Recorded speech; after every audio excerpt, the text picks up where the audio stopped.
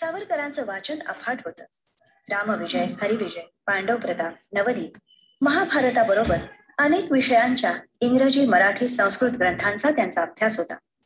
छत्रपतींची आणि पेशव्यांची बखर त्यांच्या विशेष आवडीची. त्या बखरी त्यांनी अगणित वेळा वाचल्या असत्या. त्यामुळे पेशवाईतलं पूर्ण न पाहताच त्यांच्या परिचयाचं झालं होतं. अनेक दिवस रात्री त्यांनी कल्पनेत या पेशवाईतल्या पुण्यात घालवल्या होत्या. त्यामुळे सवाई माधवरावांचा रंग ज्या वाटेनं गेला त्या वाटा, पेठा त्यांनी आपल्या कवितेत रंगवल्या. वयाच्या केवळ 11व्या वर्षी लिहिलेल्या या पट्ट्यात सावरकरी प्रतिभेचे रंग मुक्तपणे उधळलेले दिसते.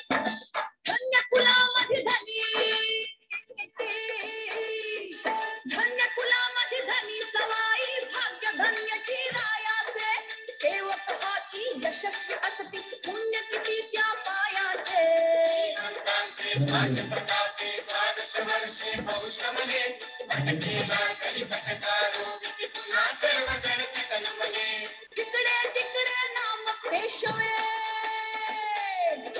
जिकडे तिकडे नाम पेशवे, कहर शत्रुची वाटुनिया, प्रजेत झाली बहु शांतता, रिपू सर्व हे हटुनिया.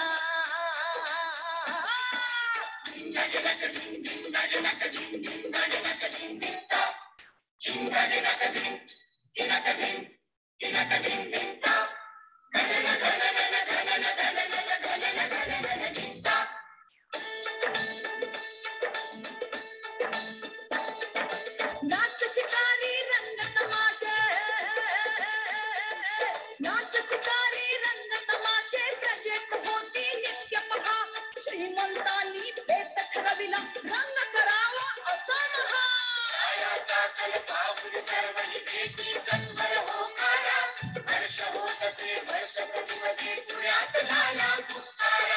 हत्ती घोडे फौजा सहा, हत्ती घोडे फौजा असा हा समाज सर्व मिळाला. आज्ञा केली श्रीमंते मग सुरुवात करा खेळाला.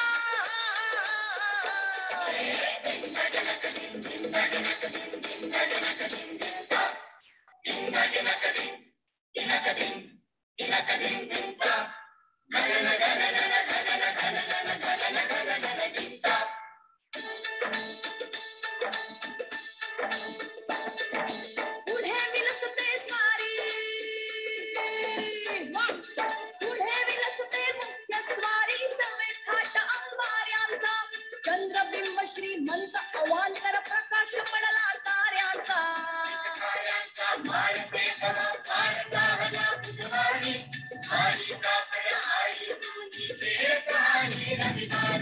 सलाम मुजरे सर्व राहिले,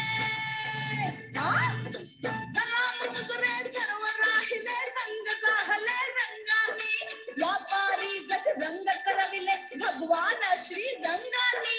हे हे हे हे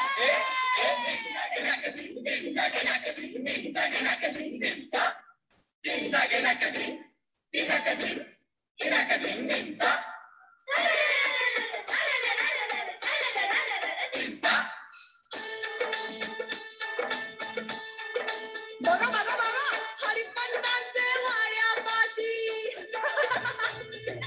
हरिपंतांचे वाड्यापाशी, रंग केशरी उडवूनिया, स्वारी गेली नागझरी तुम्ही रंग केशरी उडवूनिया.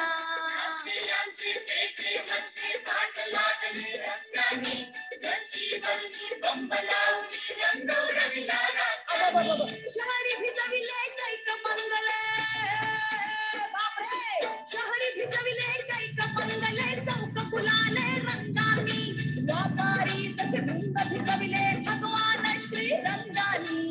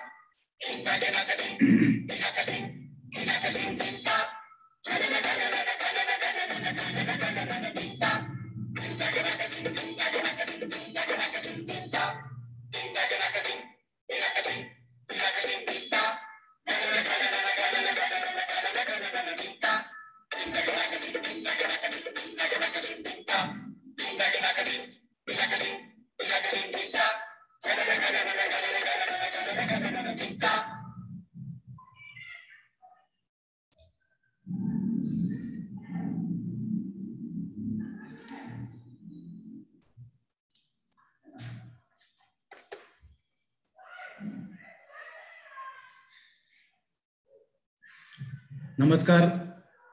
आजच्या वाचन कट्ट्यात सर्व सावरकर प्रेमींचे स्वागत. आज 13 जून 2021 बाबाराव सावरकर यांची 142वी जयंती आहे.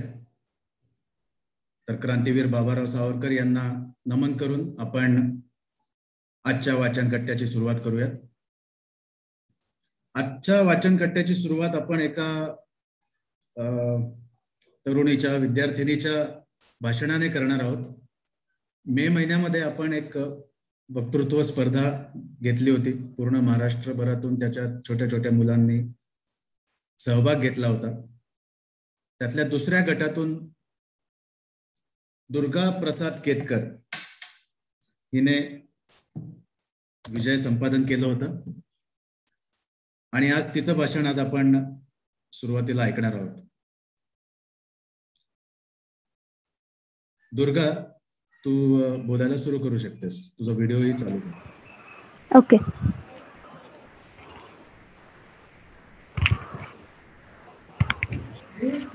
नमस्कार, मी दुर्गा प्रसाद केतकर. मी माझ्या भाषणाला सुरुवात करते. नमस्कार. भारताच्या आधुनिक इतिहासातील एक चमत्कार म्हणून ज्यांचे नाव घेता येईल ते म्हणजे स्वातंत्र्यवीर विनायक दामोदर सावरकर म्हणजे तात्याराव सावरकर. या महापुरुषाच्या व्यक्तिमत्वात इंद्रधनुष्याप्रमाणे अनेक रंग होते. महान देशभक्त, जहाल क्रांतिकारक, ज्वालाग्रही साहित्यिक, कुसुम कोमल कवी, थोर नाटककार, ओजस्वी इतिहासकार, तत्वनिष्ठ राजकारणी, कुसुम कोमल कवी, प्रेरक वक्ता, धुरंधर सेनापती आणि खंदा समाज सुधारक. आज मी सावरकरांनी केलेली समाज सुधारणा या विषयाचा थोडक्यात आढावा घेण्याचा प्रयत्न करणार आहे. मी समुद्रात टाकलेली उडी लोक विसरले तरी चालेल, पण माझा सामाजिक विचार त्यांनी विसरू नये. या सावरकरांच्या प्रतिपादनातून ते समाज सुधारणांना किती महत्त्व देत होते हे आपल्या लक्षात येते. 1921 साली सावरकरांची अंदमानातील कठोर शिक्षेतून सुटका झाली. पण त्यासाठी सावरकरांना इंग्रजांच्या 2 अटी मान्य कराव्या लागल्या. एक म्हणजे रत्नागिरीमध्ये स्थानबद्धता आणि दुसरी म्हणजे कोणत्याही राजकीय चळवळीत भाग घेण्यास मनाई. मात्र या अटी सावरकरांनी फक्त शब्दशःच पाळल्या. राजकीय चळवळींमध्ये भाग घ्यायला त्यांना मनाई होती, पण त्यांच्या रगारगात भिनलेला राष्ट्रहिताचा विचार त्यांना स्वस्त थोडी ना बसून देणार. म्हणूनच त्यांनी रोटीबंदी, बेटीबंदी, स्पर्शबंदी, सिद्धूबंदी, व्यवसाय बंदी, वेदोक्त बंदी या 7 बेड्यांमध्ये अडकलेल्या तत्कालीन समाजाला या बंधनातून मुक्त करण्याचे पवित्र कार्य हाती घेतले. अहो मंडळी, ज्या काळात अस्पृश्याची साधी सावली जरी अंगावर पडली तरी विटाळ मानला जाई, त्याच काळात एका अस्पृश्याला बरोबर घेऊन सवर्णाच्या घरी जेवायला जाणे ही काही साधी सुधी गोष्ट आहे का? पण सावरकरांनी तीही करून दाखवली. सावरकरांच्या मनातील अस्पृश्योद्धार ही कल्पना इतर तत्कालीन सुधारकांपेक्षा काहीशी वेगळी होती. अस्पृश्यांची अस्पृश्यता मिटवायची असेल तर त्याला धर्मांतर हा उपाय नाही. धर्मांतराने अस्पृश्यता विमोचन होणार नाही, तर हिंदू धर्मात राहूनच ते शक्य आहे, असे त्यांचे स्पष्ट मत होते. यासाठी सवर्णांच्या मनातील अस्पृश्यता ही कल्पना काढून टाकणे आणि अस्पृश्यांच्या मनात त्यांच्या स्वत्वाची जाण जागवणे या 2 गोष्टी महत्त्वाच्या आहेत. रत्नागिरीतील स्थानबद्धतेत सावरकरांनी ह्याच नेमक्या दोन गोष्टी करायला सुरुवात केली. त्यांनी हळूहळू अस्पृश्यांना एकत्र करायला सुरुवात केली. त्यांचा आत्मविश्वास वाढावा म्हणून सावरकर व्याख्याने देत असत. तर दुसऱ्या बाजूला त्यांनी सवर्णांना देखील अस्पृश्य हाही हिंदूच आहे हे पटवून द्यायला सुरुवात केली. दोन्ही बाजूच्या व्यक्ती एक एक पाऊल पुढे यायला तयार झाल्यानंतर त्यांनी ते पुढील कार्यक्रम राबवायला घेतले. स्पृश्य अस्पृश्यांची सहभोजने, संमिश्र मेळे, एकत्रित गणेशोत्सव हेही उपक्रम त्यांनी राबवले. महिलांमध्ये एकत्रित सहभोजने, हळदी कुंकू ह्यांसारखे कार्यक्रम, तर पुरुषांमध्ये अस्पृश्यांना जानवी देण्याचा श्रावणी समारंभ यांसारखे कित्येक अशक्य वाटणारे उपक्रम त्यांनी शक्य करून दाखवले. श्रावणी केल्यानंतर त्यांनी त्या लोकांना त्या जानव्याचे, श्रावणीचे पवित्र राखण्यासही सांगितले.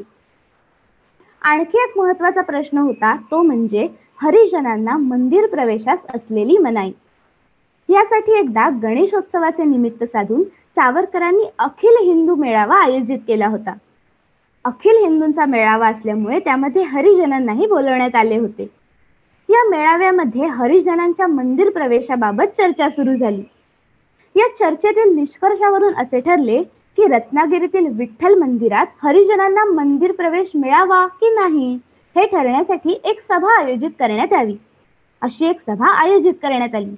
या सभेला 3000पेक्षा जास्त जनसमुदाय उपस्थित होता. सभेत गडबड गोंधळ होऊ नये म्हणून स्वतः कलेक्टर जातीने हजर होते. या सभेमध्ये सावरकरांनी अत्यंत मुद्देसूद आणि प्रभावी भाष्य केले. त्यांनी समोरून विचारल्या गेलेल्या प्रश्नांना उत्तरे देत सर्वांच्या शंकांचे निरसन केले. सभेच्या शेवटी डिस्ट्रिक्ट मॅजिस्ट्रेटने लोकांना उद्देशून प्रश्न विचारला की मग हरिजनांना मंदिरात प्रवेश आहे का? सर्व जनसमुदायाने मिळून त्यांना होकार दिला. कोणत्याही प्रकारचा विरोध, प्रक्षोभ न उसळता शांतता मार्गाने झालेला हा अस्पृश्यांचा पहिला वहिला मंदिर प्रवेश होता. बरं, सावरकर एवढ्यावरच थांबले नाही, तर सर्व हिंदूंना ज्यामध्ये पूजा आणि प्रवेश स्वातंत्र्य असेल असे एक मंदिर उभारावे असे त्यांच्या मनात आले. ही संकल्पना त्यांनी रत्नागिरीतील एक दानशूर व्यक्तिमत्व भागोजी शेटकीर यांच्याजवळ बोलून दाखवली. त्यांनी लगेचच असे एक मंदिर बांधून देण्याचे मान्य केले. या मंदिरात श्री विष्णू लक्ष्मीच्या मूर्तीची स्थापना करण्यात आली. हेच आपले पतित पावन मंदिर. या मंदिरात त्या काळातही अस्पृश्यांची किंवा इतर जातींच्या कीर्तनकारांची कीर्तने होत असत. हे सर्व झाले सावरकरांनी रत्नागिरीतील स्थानबद्धतेत असताना केलेले समाज सुधारणेचे कार्य. हे आपल्यापैकी सर्वांना सर्वसाधारणपणे माहीत असते. मात्र सावरकर लहानपणापासूनच अस्पृश्यता निर्मूलन, जातीभेद निर्मूलन, स्त्री पुरुष समानता ह्या बाबतीत उदार भूमिका घेत असत हे आपल्यापैकी काहीच जणांना माहीत असेल. त्यांनी त्यांच्या बहिणींना आग्रह करून शिकायला लावले होते. त्यांनी आणि त्यांच्या बंधूंनी मिळून एक संघटनाही उभारली होती जी स्त्रियांना मदत करत असे.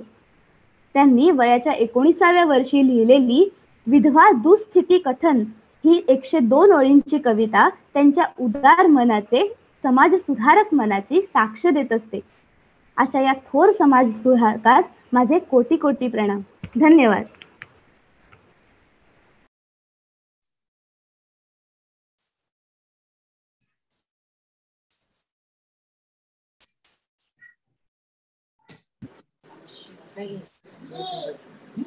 छान, खूप छान भाषण झालं तुझं दुर्गा. थँक्यू. दुर्गा केतकर ही चिपळूणची राहणारी आहे. इयत्ता 10वी मध्ये सध्या शिकते. शास्त्रीय संगीत शिकण्याचाही तिचा छंद आहे. 2 परीक्षा तिने दिलेल्या आहेत आणि कराड येथे होणाऱ्या राज्यस्तरीय वक्तृत्व स्पर्धेमध्ये तिने 2दा पारितोषिक मिळवलेलं आहे. तर धन्यवाद दुर्गा, तू आज आमच्या वाचन कट्ट्यावर आलीस. आजचं आपण वाचन पुढे सुरू करणार आहोत ते आपल्या पुस्तकाचं एकमेव अद्वितीय स्वातंत्र्यवीर सावरकर. आज आपण प्रकरण 8वे वाचणार आहोत.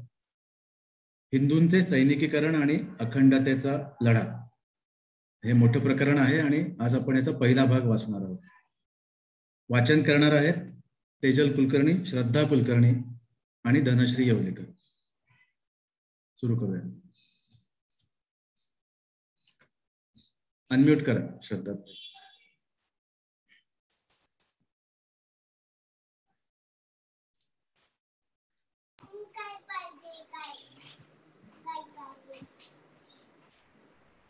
प्रकरण 8.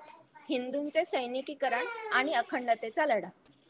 10 मे 1937 या दिवशी म्हणजे 1857च्या स्वातंत्र्य समर ज्या दिवशी चालू झाले होते त्याच दिनांकाला सावरकरांची रत्नागिरीच्या स्थानबद्धतेतून बिनशर्त सुटका झाली. जगातील एक सर्वश्रेष्ठ राजकीय बंदिवान तसेच भारतातील सर्वश्रेष्ठ क्रांतिकारी लोकाग्रणी अशा या भारत मातेच्या धीरोदात्त सुपुत्राची मुक्तता करण्याचे महनीय श्रेय घेऊन जमनादास मेहतांनी एक असामान्य कामगिरी बजावली.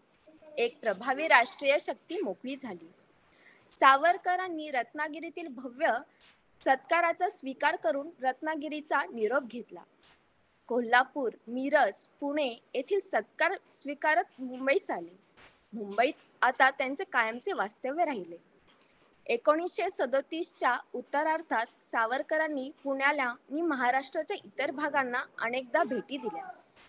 पुण्याच्या एका सभेत बोलताना सावरकर म्हणाले, रायफलींचे शिक्षण देणारे वर्ग काढा, निदान पक्षी एअरगन्स वापरायला तरी शिका, असे तरुणांना उद्देशून पहिले आव्हान त्यांनी केले. पुढे ते म्हणाले, नाटक, काव्य, वाङ्मय यांनाही जीवनात स्थान आहे, पण आई मृत्यूशय्येवर पडलेली असताना तिच्याकडे दुर्लक्ष करून काव्यानंदात रमणे किंवा नक्षत्र ताऱ्यांचे सौंदर्य न्याहाळीत फिरणे हे मोठेच पाप आहे. अशा रीतीने प्रदीर्घ कालावधीनंतर सावरकरांनी देशाच्या राजकीय जीवनात आणि संघर्षात पुनर्पदार्पण केले. स्वदेश, स्वधर्म आणि समाज यांचे अत्यंतिक कल्याण साधणे हीच त्यांच्या कार्यामागची एकमेव भावना होती. राष्ट्रात बहुसंख्य असलेल्या हिंदूंच्या बळकट पायावर स्वतंत्र भारतीय राज्याची स्थापना करणे हे आपले राजकीय उद्दिष्ट असल्याचे त्यांनी जाहीर केले. आपल्या विचारांचा, मतांचा प्रसार करून हिंदूंना झोपेतून जागे करत वस्तुस्थितीची जाणीव करून देत सावरकर सतत भारतभर फिरत होते. पूर्व, पश्चिम, उत्तर, दक्षिण सारा भारत पिंजून काढण्याचे त्यांनी ठरवले. सावरकरांचे झंझावाती दौरे सुरू झाले. 1938 मध्ये मुंबईच्या रॉबर्ट मनी हायस्कूलच्या पटांगणात भरलेल्या मराठी साहित्य संमेलनाच्या अध्यक्षपदावरून बोलताना सावरकरांनी तरुणांनी लेखण्या मोडाव्यात आणि बंदुका उचलाव्या असा संदेश दिला. ते म्हणाले, पुढील 10 वर्षात सुनीती रचणारा एकही तरुण निघाला नाही तरी चालेल. राष्ट्रीय जीवनाचे संरक्षण हीच आपल्या साहित्याची आद्य चिंता. युगधर्म ओळखून शिवाजीने सरस्वतीच्या रक्षणार्थ सरस्वतीकडे काही काळ पाठ फिरून शुभ आणि शुंभ मर्दिनीचाच उपासना केली. लेखणी टाकून भवानी उचलली. म्हणून तर आज महाराष्ट्र सारस्वत असा काही पदार्थ जिवंत राहिला आहे. भाषणाचा समारोप करताना ते म्हणाले, तरुण पिढीचे पहिले कर्तव्य आहे सैनिकी शिक्षा. आपल्याला उपद्रव देण्याची कोणाला छातीत ज्यायोगी होऊ नये असे स्वराष्ट्र संरक्षक शस्त्रबळ आम्हाला हवे आहे. नगरानगरातून सैनिकी विद्यालये गजबजलेली आढळली पाहिजे. लाहोरला DAV महाविद्यालयात आणि कराचीत आर्य समाज महाविद्यालयाच्या विद्यार्थ्यांसमोर बोलतानाही सावरकर प्रामुख्याने सैनिकी शिक्षणाचे महत्त्वच विद्यार्थ्यांच्या मनावर बिंबवले. भारताचे परराष्ट्रीय धोरण केवळ स्वदेश हिताचे संरक्षण आणि संवर्धन करण्याच्या अत्यंत व्यवहार्य भूमिकेवर अधिष्ठित असले पाहिजे, असे सावरकरांचे मत होते. आंतरराष्ट्रीय समस्यांना तोंड देताना प्रत्येक राष्ट्र स्वतःची सुरक्षा आणि समृद्धी यांचाच विचार करते आणि ते उद्दिष्ट दृष्टीसमोर ठेवूनच राष्ट्रे करार करतात किंवा केलेले करार मोडतात. हे त्रिकालबाधित सत्य ठामपणे त्यांनी मांडले. देशाच्या वायव्य सीमेचे रक्षण करण्यासाठी हिंदू सैन्यबळ ठेवावे. इंग्लंडप्रमाणे सबंध भारतातील माध्यमिक शाळांमध्ये आणि महाविद्यालयांमध्ये सक्तीचे सैनिकी प्रशिक्षण सुरू करावे. रायफल वर्गांना प्रोत्साहन द्यावे. भारतीय प्रादेशिक सेनांचा विस्तार करावा आणि भारतीय सैन्य हे भारताचे सैन्य आहे, ब्रिटनचे सैन्य नव्हे, असा विश्वास भारतीय जनतेमध्ये निर्माण करावा. अशा सूचना त्यांनी महाराज्यपालास केल्या होत्या. हा असा शस्त्रबळाचा आणि सैनिकीकरणाचा पुरस्कार अंदमानच्या तुरुंगातून पहिल्या महायुद्धाच्या काळातही सावरकरांनी केला होता. त्याही आधी 1906 मध्ये लंडनहून लिहिलेल्या एका पत्रात ते लिहितात, प्रत्येक भारतीय तरुणाने संचलन, अश्वारोहण आणि बंदुकीची नेमबाजी यांचे प्रशिक्षण घेतले पाहिजे. एखाद्या देशाचे अस्तित्व त्यांच्या स्वातंत्र्यावर अवलंबून असते आणि त्याचे राजकीय स्वातंत्र्य तरुणांच्या बौद्धिक आणि सैनिकी शिक्षणावरच टिकून आहेत. म्हणूनच बंदिवासातून सुटता क्षणीच शस्त्र निर्बंध नष्ट करा, रायफलींचे वर्ग काढा, ही पहिली घोषणा त्यांनी केली होती. दुसरे महायुद्ध चालू होण्याच्या कितीतरी आधीपासून सैनिकी सामर्थ्याची हिंदूमधील शोचनीय उणीव या विषयावर शाळा महाविद्यालयांपासून साहित्य परिषदांपर्यंत सावरकर सर्वत्र बोलत होते. त्यामुळे आता युद्धांची संधी घेऊन तरुणांनी सैन्यात शिरावे, समुद्रपार जाऊन युद्धक्षेत्रात उतरावे, युद्धाचा प्रत्यक्ष अनुभव घ्यावा आणि अद्ययावत शस्त्रास्त्रांचे शिक्षण मिळवावे अशी सावरकरांची इच्छा होती. सावरकरांचे विवेचन आणि मतप्रदर्शन अशा रीतीने अगदी सडेतोड आणि सुस्पष्ट असायचे. मुळमुळीतपणा नाहीच, तर्कशास्त्रात दयामाय नाही, अंतःकरणात सतत धगधगणारी राष्ट्रनिष्ठाच या सगळ्यांच्या मुळाशी होती.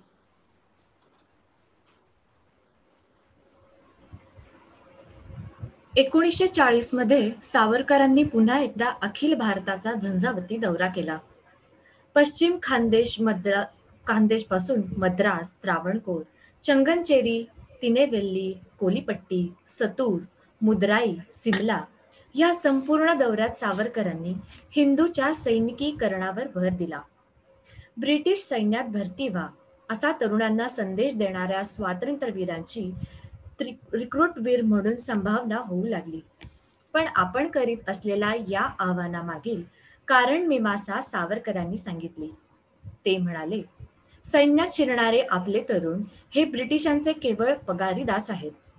असे दृश्य आज दिसत असेल ही गोष्ट खरी आहे, परंतु ज्यावेळी मोक्याचा आणि आणीबाणीचा क्षण येईल त्यावेळी हेच तरुण खरे देशभक्त आणि कट्टर हिंदू असल्याचे सिद्ध होईल, यात कदापि संशय नाही. अपरिहार्य परिस्थितीमुळे ब्रिटिश सरकार आज तुमच्या हाती शस्त्रास्त्रे देत आहे. एक काळ असा होता की एखाद्या तरुणापाशी एखादे पिस्तूल सापडले तर त्या अपराधासाठी त्याला तुरुंगाच्या कोठडीत सडत पिचत राहावे लागत होते. आज सर्व प्रकारची शस्त्रास्त्रे ब्रिटिश सरकार आपण होऊन तुमच्या हातात देत आहे. या संधीचा लाभ घेऊन प्रशिक्षित सैनिक नि सेनानी बना, सैन्यात शिरा, बंदुका वापरण्यास शिरा आणि मग त्याच बंदुका स्वातंत्र्याच्या काजासाठी दुसऱ्या दिशेला फिरवा. सावरकर सतत सैन्यबळ आणि शस्त्रबळावर जोर देत होते, कारण भारतातून ब्रिटिशांची हकालपट्टी होण्याची वेळ येईल. त्यावेळी स्वतंत्र भारताने स्वतःची राष्ट्रीय सेना हाताशी सुसज्ज ठेवून ताठमानेने उभे राहावे, हा त्यांचा हेतू होता. लष्करी आक्रमणापासून स्वतःचे संरक्षण करण्यासाठी ज्या राष्ट्रापाशी सशस्त्र नि सुसज्ज सैन्य खडे नसेल ते राष्ट्र आपले स्वातंत्र्य एक दिवसही टिकवू शकणार नाही, अशी सावरकरांची खात्री होती. जी राष्ट्र सैनिकी दृष्टीने सामर्थ्यवान ठरतात तीच काय ती जगतात आणि जी सैनिकी दृष्टीने दुबळी असतात ती दास्यात खितपत पडतात किंवा नामशेष होऊन जातात. हे सत्य इतिहासाने आपल्याला शिकवले आहे. त्यामुळेच भारतात सैन्य भरती करताना आजच्या राज्यकर्त्यांनी बहुसंख्य हिंदूंना सेना दलात प्रवेश दिला पाहिजे, अशी सावरकरांनी खणखणीत मागणी केली. हिंदू तरुणांनी सैन्यात शिरून सैनिकीकरणाच्या आंदोलनाला जोर चढवावा आणि हिंदू जाती नव्या चैतन्याने नि वीरवृत्तीने रसरसलेली बनवून सोडावी, ही त्यांची इच्छा होती. आपला 59व्या वाढदिवसाच्या निमित्ताने भाषण देताना राजकारणाचे हिंदूकरण करा नि हिंदू जगताचे सैनिकीकरण घडवून आणा, असा त्यांनी संदेश दिला. स्वातंत्र्य जसे नजरेच्या टप्प्यात आले तसा सावरकरांनी सैनिकीकरणाचा जोर खंबीरपणे लावून धरला. स्वातंत्र्य प्राप्तीनंतरही हा मुद्दा अधिक जोराने ते मांडू लागले. कारण आता मिळालेले स्वातंत्र्य खंडित का असेना टिकवून ठेवण्याची चिंता त्यांना सतावत होती. प्रजासत्ताक दिनानिमित्त काढलेल्या पत्रकात सावरकरांनी भूदल, नौदल आणि वायुदल या तिन्ही लढाऊ दळात लक्षावधीच्या संख्येने भरती होण्याचे हिंदू तरुणांना आवाहन केले आणि ते पुढे म्हणाले, आपला राष्ट्राच्या मोक्याच्या सीमा अजूनही शत्रूच्या हातात आहेत. केवळ सुरम्य सिद्धांतांची सुनीते गाऊन आपण त्यांची मैत्री संपादन करू शकणार नाही. अशी वेडगळ धोरणे ठेवली तर दीर्घकालीन रक्तरंजित लढा देऊन आपण जे काही कमावले आहे ते सर्व आपण गमावून बसू. देश पारतंत्र्यात असताना ज्याप्रमाणे स्वातंत्र्यवीर सावरकर स्वातंत्र्य प्राप्तीच्या ध्येयाने झपाटले होते, तसेच स्वातंत्र्य प्राप्तीनंतर देशाच्या संरक्षणाच्या आणि विकासाच्या विचारांनी जणू झपाटलेच होते. जणू काही रात्रंदिवस सूक्ष्म देह धारण करून ते देशाच्या सीमावर्ती भागात फिरत असत. आजूबाजूच्या राष्ट्रांची पुढची चाल खेळी काय असेल ह्याचा विचार करून सतत देशवासियांना आणि राज्यकर्त्यांना सावध करण्याचे कार्य ते अहर्निशपणे करत होते. देशाच्या स्वातंत्र्यप्रीत्यर्थ 1857 ते 1947 पर्यंत जे जे हुतात्मे नि कार्यकर्ते क्रांतिकारी चळवळीत लढले होते त्या सर्वांचा राष्ट्रीय गौरव करण्यासाठी 10 मे ते 12 मे 1952 पर्यंत पुण्याला 3 दिवसांचा एक समारंभ सावरकरांच्या प्रेरणेने आयोजित करण्यात आला होता. त्या प्रसंगाच्या भाषणातून तरुणांना आवाहन करून सावरकर म्हणाले, आपल्याला मिळालेलं स्वातंत्र्य हे केवळ सुखोपभोगण्यासाठी आहे असे समजून चालू नका. येत्या 10 वर्षामध्ये तुम्ही अधिक त्याग केला पाहिजे, अधिक कष्ट केले पाहिजे आणि आपला देश प्रबळ नि अजिंक्य बनवण्यासाठी अधिक शौर्यकृत्ये करून दाखविली पाहिजेत. भारताचे आजचे धोरण दुबळे आहे. संरक्षणाच्या दृष्टीने अवश्य असलेले पहिले पाऊलही त्यांनी अद्याप टाकलेले नाही. ज्या 3 राष्ट्रांना आपण बरी राष्ट्रे म्हणून ओळखतो ती राष्ट्रे बडी कशामुळे बनली आहेत? त्यांच्यापाशी वरचढ ठरणारी शस्त्रास्त्रे आहेत म्हणून, प्रबळतर सामर्थ्य आहे म्हणून, अणुबॉम्ब आहेत म्हणून. याच मुद्द्याला अनुसरून ते पुढे म्हणाले, शाळा आणि महाविद्यालयांमध्ये सक्तीचे सैनिकी शिक्षण सुरू केले पाहिजे. सुमारे 1 कोटी हिंदूंना सैनिकी प्रशिक्षण देऊन आपले वायुदल, भूदल आणि नौदल ही अद्ययावत लढाऊ दले बनली पाहिजेत. हे घडवून आणल्यानंतरच भारत सरकार तटस्थ राहील, अनाक्रमक राहील हे म्हणणे शोभून दिसण्यासारखे आहे. एरवी कसलीच सैनिकी सज्जता नसताना जागतिक शांततेच्या गोष्टी बोलणे हे निरुपयोगी आहे. आपण स्वतः दुर्बळ आहोत, स्वदेशाचे संरक्षण करण्यास असमर्थ आहोत. असे असताना आम्ही कधीही आक्रमण करणार नाही हे म्हणणे शुद्ध हास्यास्पद आहे.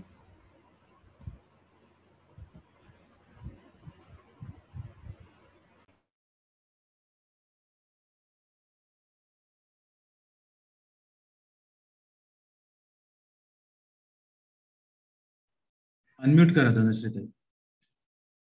अनम्यूट नाही केलं तुम्ही, म्यूट आहात. 1953च्या मे महिन्यात सावरकरांनी नाशिकच्या भोसला सैनिकी विद्यालयाला भेट दिली.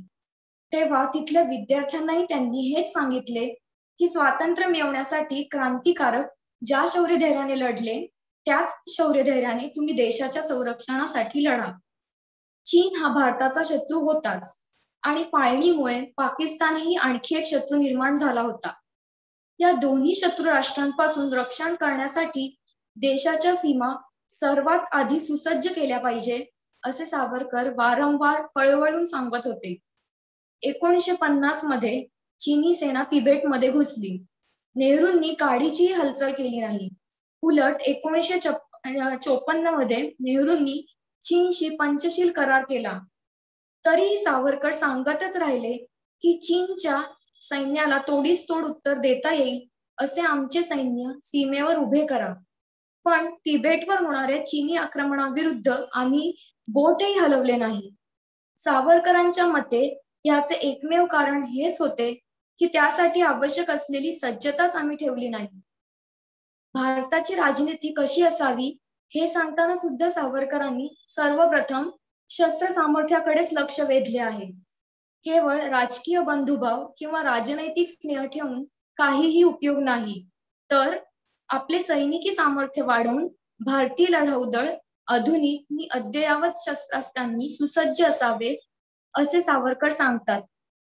1956 मध्ये लोकमान्य टिळकांच्या जन्मशताब्दी निमित्त पुण्यातील तरुणांना कळकळीचे आवाहन करताना सावरकर म्हणाले, टिळकांचे स्वप्न साकार झाले आहे. भारत स्वतंत्र झाला आहे. आता आपले स्वातंत्र्य चिरस्थायी टिकवण्यासाठी आवश्यक असलेले शारीरिक, मानसिक आणि सैनिकी गुण अंगात बाळगणे हे तरुण वर्गाचे कर्तव्य आहे. तसेच सशस्त्र दळात प्रवेश करा आणि संरक्षणाच्या दृष्टीने देशाला अजिंक्य बनवा. 1956 मध्ये जोधपूरच्या हिंदू महासभेच्या अधिवेशनात सावरकरांनी राजकारणाचे हिंदूकरण आणि हिंदू जगताचे सैनिकीकरण हे धोरण अखंड चालवण्याचे आवाहन केले. तरुणांना संदेश देताना ते म्हणाले, आपले भूदळ, नौदळ आणि वायुदळ सुसज्ज बनवा. इतर राष्ट्रे हायड्रोजन बॉम्ब निर्मित असली तर तुम्ही ऑक्सिजन बॉम्ब शोधून काढा. असे केले तरच तुम्ही भारताला समर्थ आणि समृद्ध राष्ट्र बनवू शकाल आणि स्वाभिमानाने जीवन जगू शकाल. तुमच्या लढाऊ विमानांनी, आकाशयानांनी आणि जेट विमानांनी आकाश आच्छादित होऊन जाऊ दे आणि शत्रूपासून तुमच्या सागराचे संरक्षण करण्यासाठी तुमच्या युद्ध नौका सुसज्ज संचार करीत राहू देत. हाच माझा तुम्हाला आशीर्वाद आहे.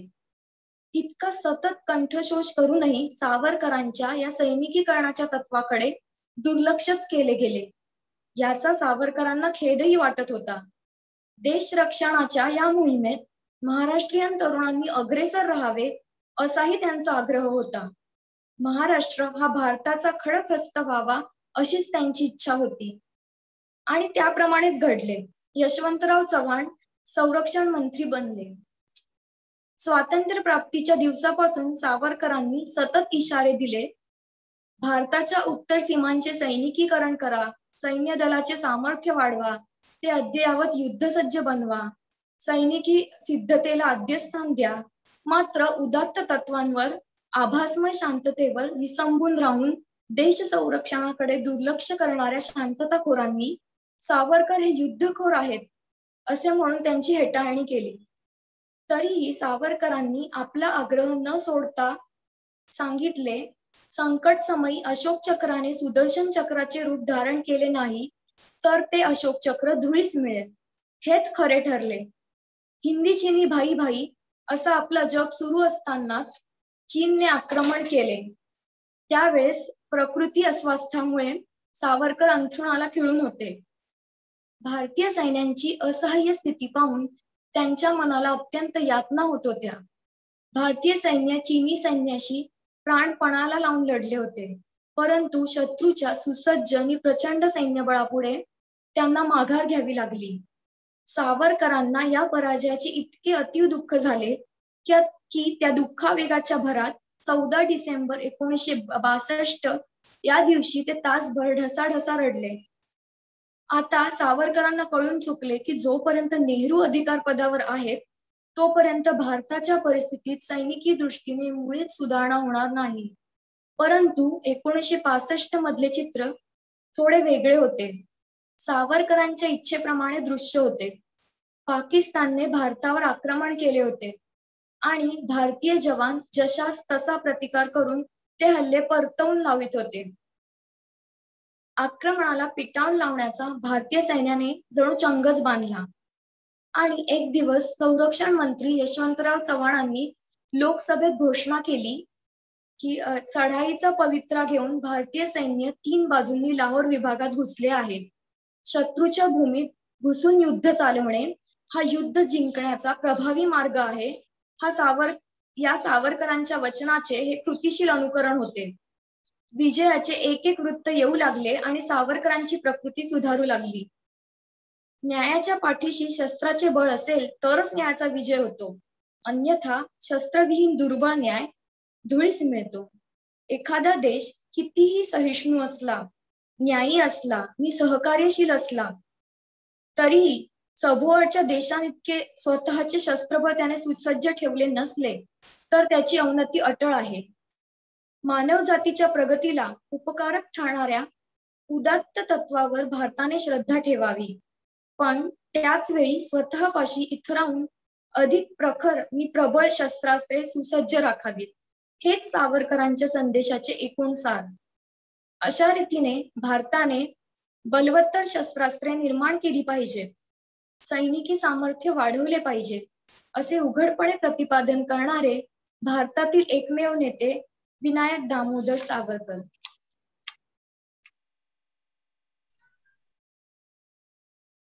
छान. खूप छान वाचन झाले तिन्ही वाचकांचे. हा खरंच खूप महत्वाचं प्रकरण मलाही वाटतं.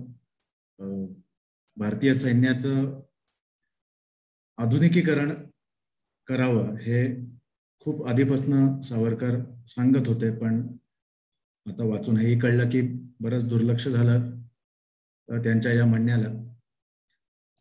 शुभाताई, आता मी तुम्हाला विनंती करेन की अजून थोडंसं विवेचन करावं या विषयावरती.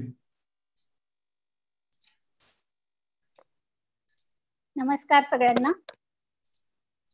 हिंदू संघटक स्वातंत्र्यवीर विनायक दामोदर सावरकरांना मी वंदन करते. देशभक्त बाबाराव सावरकरांनाही अभिवादन करते.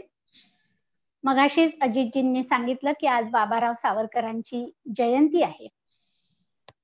त्यानिमित्त सुरुवातीला 1-2 मिनिटं फक्त बाबारावांचं आपण स्मरण करावं. बाबाराव स्वातंत्र्यवीर सावरकरांचे ज्येष्ठ बंधू. माझे मृत्यूपत्र या कवितेमध्ये स्वातंत्र्यवीरांनी त्यांचा उल्लेख परम कारुण पुण्य सिंधू अशा शब्दात केलेला आहे. शब्द पण कसे वापरले? परम कारुण्य पुण्य सिंधू.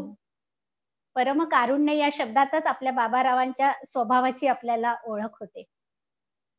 बाबाराव हे खरं तर आध्यात्मिक प्रवृत्तीचे होते. त्यांना मायावतीला जायचं होतं.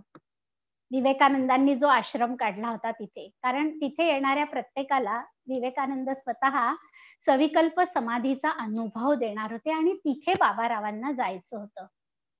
पण मग त्याच वेळेस भगूरमध्ये, नाशिकमध्ये ग्रंथी ज्वराची साथ आली. त्याच्यामध्येच अण्णा म्हणजे सावरकरांचे वडील हे गेले आणि घराची वाताहत होण्यापासून घराला सावरण्यासाठी म्हणून मोठे बंधू म्हणून बाबारावांनी सगळी जबाबदारी स्वतःच्या खांद्यावर घेतली आणि मग पुढे स्वातंत्र्यवीरांच्या अभिनव भारत वगैरे त्या कार्यामध्ये त्यांनी स्वतःला झोकून दिलं. हा बाबारावांच्या आयुष्याचा वेगळा एक भाग.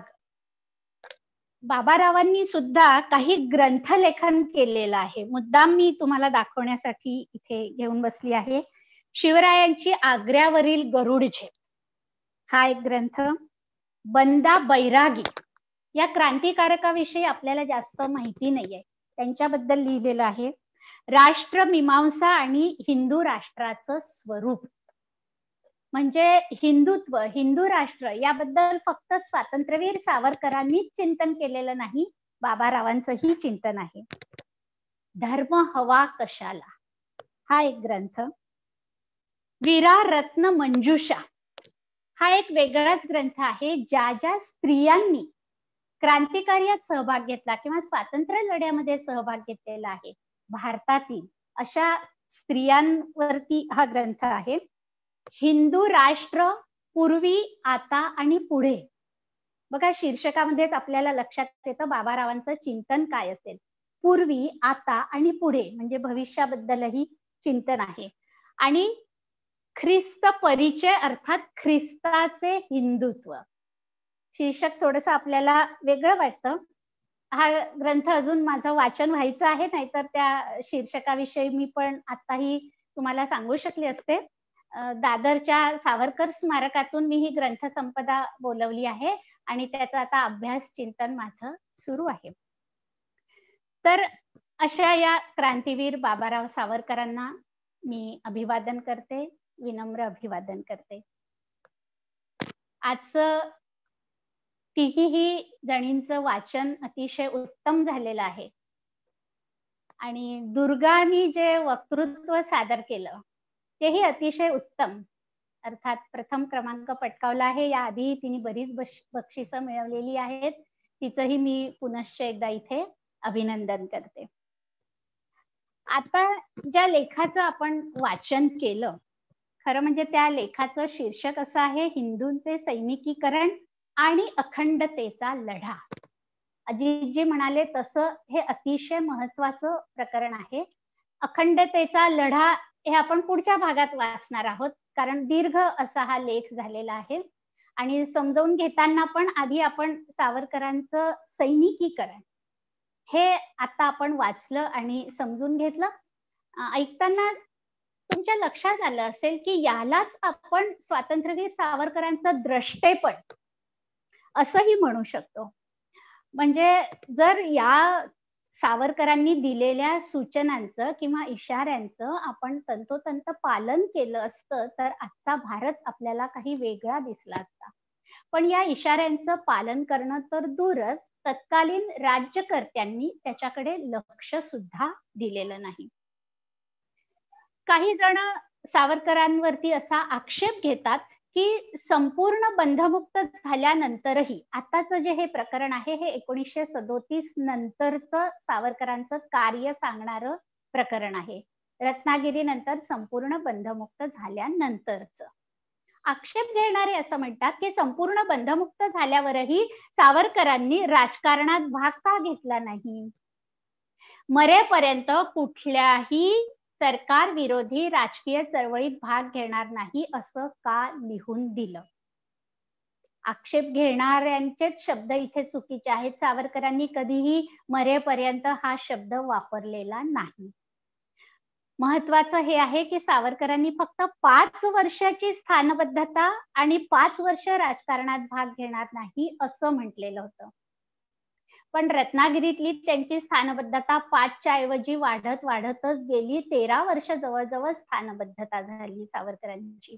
आणि संपूर्ण बंधमुक्त झाल्यानंतरही सावरकरांनी काय कार्य केलं आता या लेखात आपण पाहिलं. त्या व्यतिरिक्त 2 गोष्टी मला इथे नमूद करायच्या आहेत. या व्यतिरिक्त सावरकरांनी भागलपूरचा लढा आणि भागानगरचा लढा हे 2 लढे दिलेले आहेत. भागलपूर म्हणजे बिहार मधलं हे गाव. इथे हिंदू महासभेचं अधिवेशन होणार होतं आणि अधिवेशन होण्याच्या आधीच सरकारने त्याच्यावर बंदी घातलेली होती. एकत्र जमण्यावर बंदी, अधिवेशन घेण्यावर बंदी, आणि ती बंदी उठवावी म्हणून सावरकरांना लढा द्यावा लागला होता.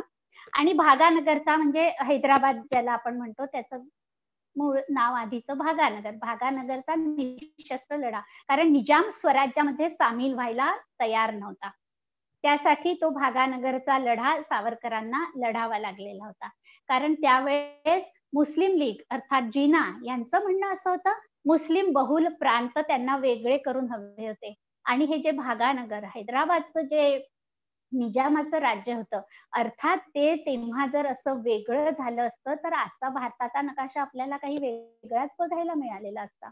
म्हणून तो लढा सावरकर लढलेले आहेत. अर्थात हे संपूर्ण बंधमुक्त झाल्यानंतरच कार्य आहे. स्वातंत्र्याचे ठराव त्यांनी केले. तसंच बाबाराव सावरकर आणि नारायणराव सावरकरांच्या मदतीने क्रांतिकारकांना मदत करण्याचं सुद्धा काम केलेलं आहे. आणि सगळ्यात महत्वाचं मला इथे हे स्पष्ट करायचं आहे की आक्षेप घेणारे जे म्हणतात की राजकारणात भाग का घेतला नाही. राजकारण म्हणजे काय हो? निवडणुका लढवायच्या, कुठलं तरी मंत्रीपद मिळवायचं, ह्याला राजकारण म्हणायचं का? राजकारण या शब्दाचा खरा अर्थ आहे शब्दकोशात दिलेला राज्या संबंधी मसलत करणे, गुप्त मसलत करणे. आणि राजकारणी या शब्दाचा अर्थ दिलेला आहे मुत्सद्दी, खोलवर मसलत करणारा. जर हे शब्दकोशातले अर्थ जर आपण लावून पाहायचं म्हटलं तर सावरकरांनी प्रतिज्ञा घेतल्यापासून तर आत्मार्पणापर्यंत राजकारणच तर केलं ना. कशाचं राजकारण केलं? राजकारण केलं म्हणजे काय केलं? अखंड जोपर्यंत श्वास चालू होता तोपर्यंत फक्त आणि फक्त हिंदू राष्ट्राच्या भवितव्याचा आणि सुरक्षिततेचा त्यांनी विचार केला. स्वातंत्र्य मिळण्यापूर्वी स्वातंत्र्य कसं मिळेल ह्याच्यावर विचार केला. आणि जसं स्वातंत्र्य दृष्टीपथात आलं तसं आता हे 1937चे वगैरे आपण त्यांचे इशारे ते सगळं बघतो आहे की लेखण्या मोडा, बंदुका हाती घ्या, हिंदूंचं सैनिकीकरण करा. हे स्वातंत्र्य मिळण्यापूर्वीचे आहे. स्वातंत्र्य मिळण्यापूर्वीच स्वातंत्र्य मिळालं तर त्याचं रक्षण करण्यासाठी आपण सिद्ध असलं पाहिजे. म्हणजे कायम त्यांचे जे विचार होते ते सगळे राष्ट्राच्या संरक्षणाच्या संदर्भातलेच विचार होते. हे असं त्यांनी हिंदूंचं सैनिकीकरण हा शब्द का वापरला? सरळ सरळ तरुणांचं सैनिकीकरण असं नाही म्हटलेलं. त्याच्या मागे सुद्धा कारण आहे. त्यावेळेस इंग्रजांचं जे सैन्य दल होतं त्या सैन्य दलामध्ये मुस्लिम लोकांचा भरणा व्हायला सुरुवात झालेली होती. पुढचं जे सावरकर द्रष्टे जे म्हणते पुढचं त्यांना चित्र दिसत होतं. आता जर या सैन्यामध्ये मुस्लिमांचा जास्त भरणा झाला तर हे हिंदू राष्ट्राला कसं घातक ठरणार आहे. आणि म्हणून त्यांनी हिंदूंचं सैनिकीकरण असा शब्द वापरला. कारण सावरकरांचं म्हणणं काय होतं, ज्याच्या हाती सैन्य शक्ती त्याच्याच हाती सत्ता. आणि म्हणून त्यांनी हिंदूंचं सैनिकीकरण असं म्हटलं. तसंच शस्त्र निर्बंध नष्ट करा. त्यावेळेस इंग्रजांनी शस्त्रास्त्रांवर बंधनं घातलेली होती. आता सावरकर म्हणतायत की ती बंधनं नष्ट केली पाहिजेत. या संदर्भातली सावरकरांची एक कविता आहे शस्त्रगीत म्हणून. ती कविता एकच मिनिट अगदी छोटीशी कविता आहे. त्यावरून त्यांचा विचार आपल्याला अधिक चांगल्या रीतीने कळतो. काय म्हटलंय त्या कवितेत? व्याघ्र, नक्र, सर्प, सिंह, हिंस्त्र, जीव, संगरी, शस्त्र शक्तीने मनुष्य हा जगे धरेवरी. मनुष्याला जगण्यासाठी शस्त्र शक्ती कशी आवश्यक आहे. उदाहरण पुढे देत आहेत. रामचंद्र चाप पाणी, चक्र पाणी, श्रीहरी. आपले सगळे भगवंत ही शस्त्रधारी आहेत. आर्त रक्षणार्थ घेती शस्त्र देव ही करी. शस्त्र पाप ना स्वयेची, शस्त्र पुण्य ना स्वये. इष्टता अनिष्टता ही त्यास हेतूनेच ये. राष्ट्र रक्षणार्थ शस्त्र धर्म मानी ते जरी. आंग्ल, जर्मनी, जपान, राष्ट्र भूवरी. या सगळ्या राष्ट्रांजवळ त्यांचं अद्ययावत शस्त्रदल होतं. भारतातची स्वदेश रक्षणार्थ का तरी शस्त्र धारणी बळेची बंध हा आम्हावरी. आमच्यावरच का हे बंधन, शस्त्र धारण करू नका म्हणून. शस्त्र बंधने करा समस्त नष्ट या क्षणा. शस्त्र सिद्ध व्हा जणी समर्थ आर्त रक्षणा. व्हावया स्वदेश सर्व सिद्ध आत्मशासना. नव्या पिढीस द्यात्वरे समग्र युद्ध शिक्षणा. फक्त शस्त्रच हातात धरायचं नाही, युद्ध शिक्षण सुद्धा या पिढीला दिलं पाहिजे. म्हणून तरुणांनो लेखण्या मोडा आणि बंदुका हाती घ्या. त्याचं सगळं विश्लेषण आपण या लेखामध्ये वाचलंच आहे. हे सगळं सावरकरांचा आटापिटा अट्टाहास कशासाठी चालला होता. एक छोटस आपलं रोजच्या व्यवहारातलं उदाहरण. आपण घर बांधतो. घर बांधतानाच त्याच्या भिंती मजबूत आहेत का, खिडक्या नीट आहेत का, दारं नीट आहेत का. सागवानी लाकडाचं दार आपण बसवतो, त्या दाराला आणखीन लोखंडी, त्याला सेफ्टी डोअर, अधिक सुरक्षितता असा दरवाजा लावतो. फक्त कुलूप नाही, आजकाल लॅच आलेले आहेत, ते लॅच लावून घेतो. हे सगळं कडेकोट बंदोबस्त झाल्यानंतर आपण घरात राहायला येतो. घरात राहायला येण्याआधीच आपण घराची सुरक्षितता केलेली आहे का?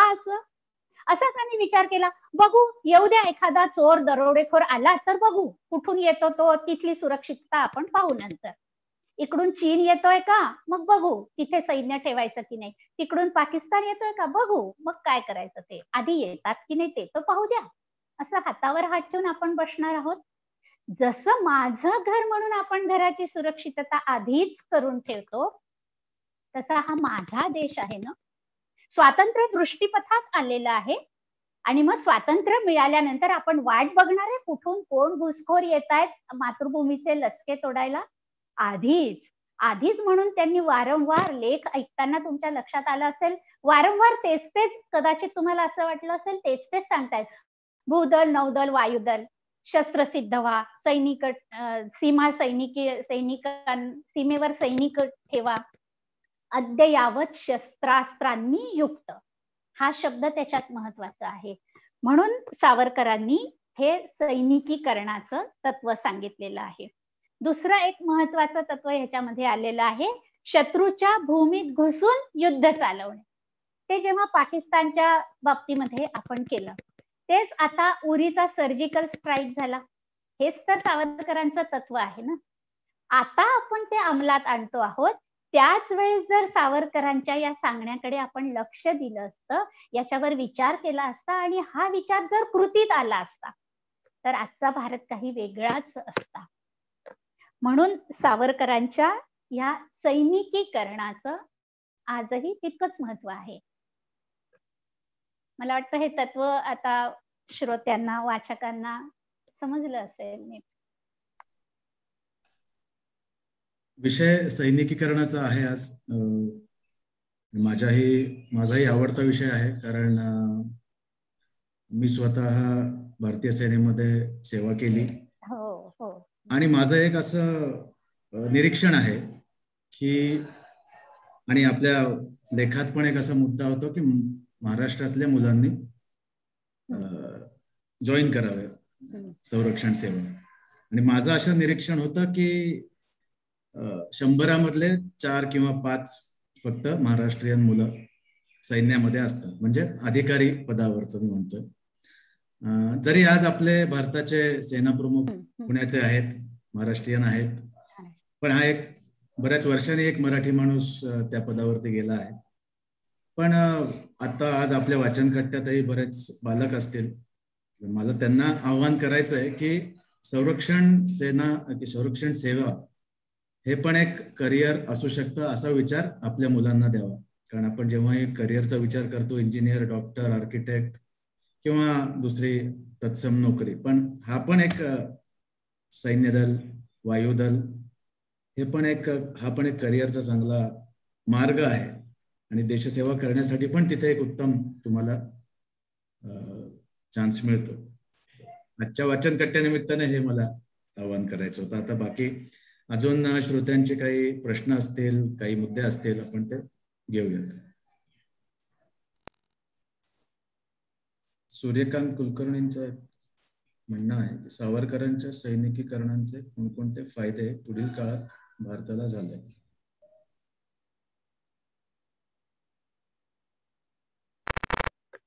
सावरकरांच्या सैनिकीकरणाचं तत्व, त्याच वेळेस सावरकरांच्या बरोबरीने डॉक्टर मुंजे होते. त्यांनी पण हे सैनिकीकरणाचंच तत्व उचलून धरलेलं होतं आणि त्यांनी सैनिकी शाळा काढल्या. नाशिकला मुंजेंची ती सैनिकी स्कूल आहे, इथे नागपूरला सुद्धा आहे. त्याचा फायदा पुढे हाच झाला की सैनिकी शाळा निघायला लागल्या. आणि जेव्हा सावरकर होते त्यावेळेस तर सगळ्यात मोठा ज्याला आपण म्हणतो अनुभव सावरकरांच्या सैनिकीकरणाच्या तत्वाला उचलून न धरल्यामुळे आपल्याला काय भोगावं लागलं, ते चीन बरोबरच्या आपल्या युद्धामध्ये आपण ते युद्ध हरलो, हाच आपल्याला तिथे सगळ्यात नको असलेला असा अनुभव आला. आणि तेव्हापासून जरा थोडी राजकारणी लोकांचे जे म्हणजे वरच्या हुद्द्यावरचे जे लोक होते, त्यांना पटायला लागलं की हे खरंच आपलं सैन्यबळ कमी पडलं आणि म्हणून आज आपण चीन बरोबरचं युद्ध हरलेलो आहोत. तेव्हा तर लक्षात आलंच. आणि त्याच्यानंतर पुढे सैनिकी शाळा सुरू झाल्या. मुलांमध्ये सैनिकी शाळेमुळे देशभक्ती रुजायला सुरुवात झाली. आणि आता ही पिढी जशी जशी मोठी होते, जसं मी मगाशी पण सांगितलं की खूप जण या क्षेत्रातले भेटले, सहवासात आले. एकदा तर प्रवासामध्ये रेल्वेमध्ये एका सैनिकाची पत्नी आणि छोटी मुलगी होती माझ्या बरोबर. तिने सुद्धा सांगितलं की फक्त एवढंच खेद तिने व्यक्त केला की माझ्या मुलीला तिचे बाबा 6-6 महिने भेटत नाही. जेव्हा ती पाहते की दुसऱ्यांचे बाबा त्यांना गाडीवर फिरवून आणतात, माझी मुलगी मात्र माझ्याच बरोबर असते, तिला तिचे बाबा हवे असतात तेव्हा. बाकी तिने कुठलाही वाईट अनुभव सांगितलेला नाही. तर आता हे अनुभव जसे जसे वाढत जातील तसं तसं सावरकरांच्या सैनिकीकरणाचं तत्व आणखीन खोलपर्यंत रुजत जात आहे असं आपण समजू. दुसरा ह्याचा एक सियाचीनचा जो मुद्दा आहे.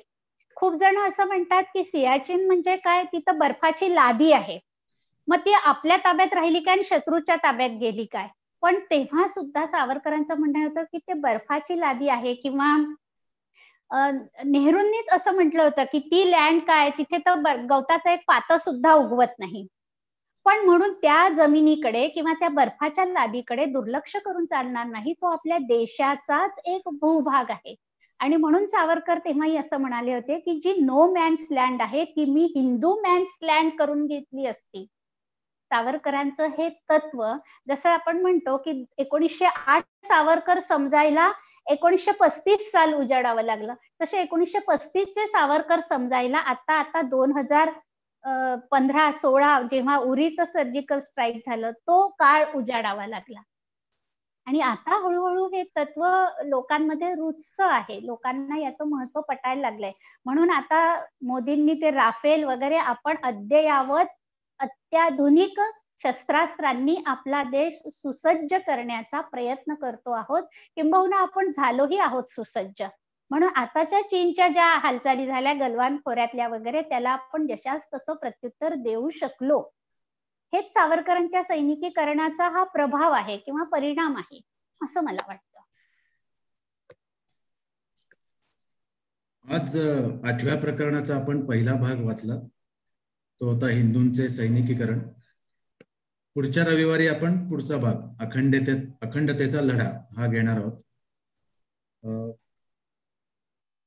मला वाटतं आज आपल्या वाचनकट्ट्याची वेळ संपतीये. सर्व वाचकांचे मनपूर्वक आभार, सर्व श्रोत्यांचे आणि सावरकर प्रेमींचे आभार. शुभाताईचे पण खूप खूप आभार. धन्यवाद. वंदे मातरम. आजचा आपण वाचनकट्टा संपूयात. सर्वांचे धन्यवाद. वंदे मातरम. वंदे मातरम. नमस्कार.